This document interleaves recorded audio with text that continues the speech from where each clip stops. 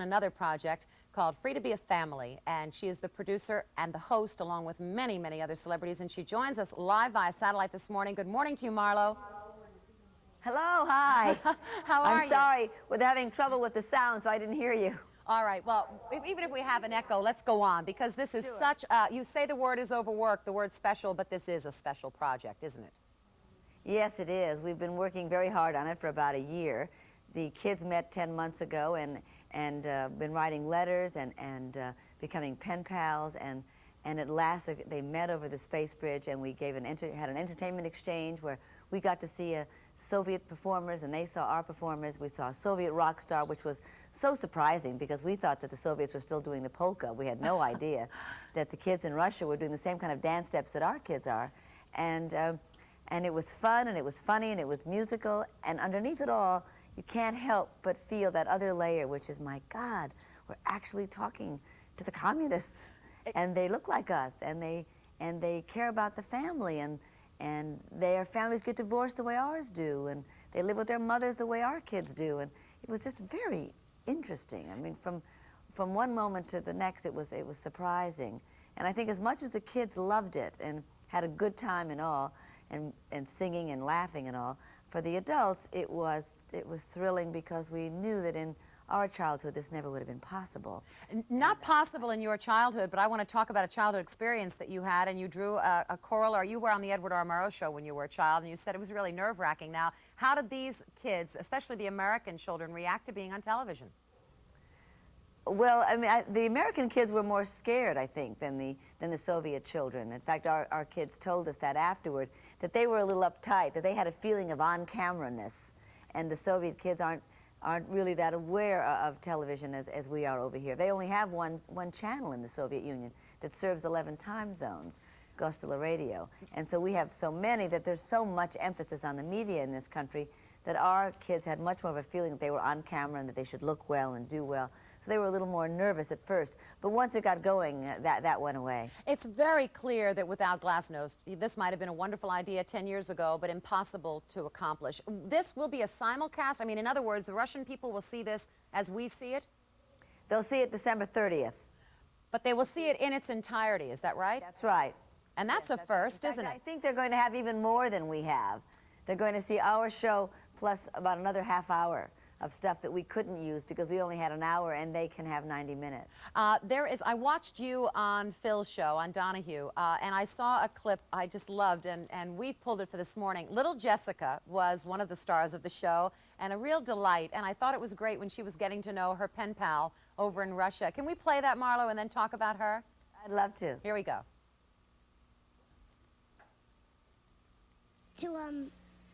I forgot. It was on the side of the wall. What is her name? Ах, вот, это твоя подруга? Yeah, this Friend, is. that's your pen pal. Yeah, that's her, that's her. Здравствуй, Jessica. What is her name, Jessica? What is your name? You know your name. Her name. Yes, you know her name. Tepakara? Tepakara? Ask her how she pronounces it. How do you pronounce your Меня name? зовут Люда.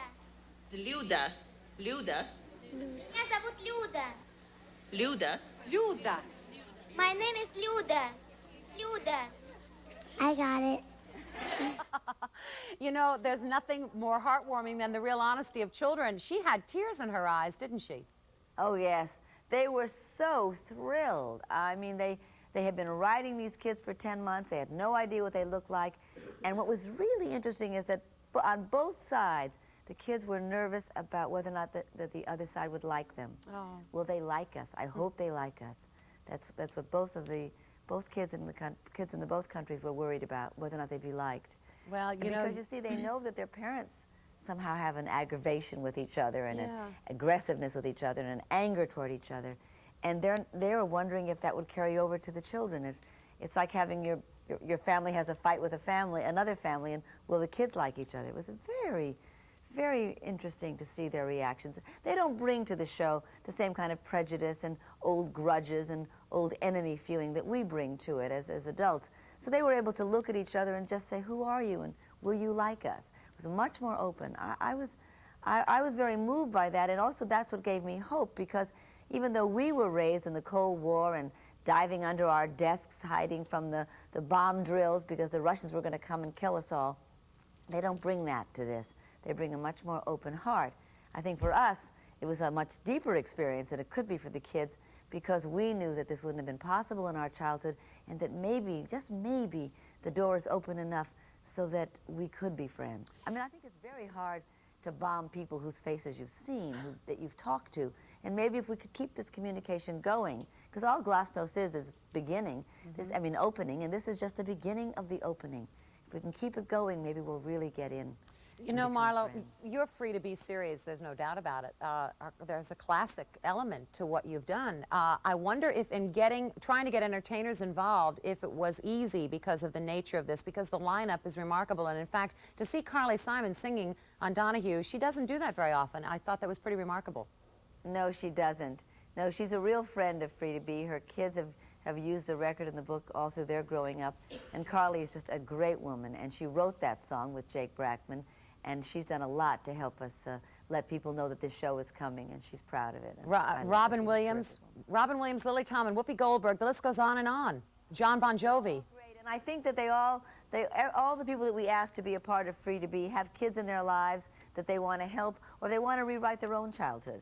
You know, to have things that we couldn't have. I think the best thing we can do for the kids of the next generation is to give them something we didn't have, which is more of an open mind. More of an open mind and the hope of peace in the world. Isn't that true? And isn't that great? And, hats off to you. You keep doing it, and I admire you and your work. And I think this is a very special. And take care, Marlo. Thanks for joining us this morning. Thank you so much for having us.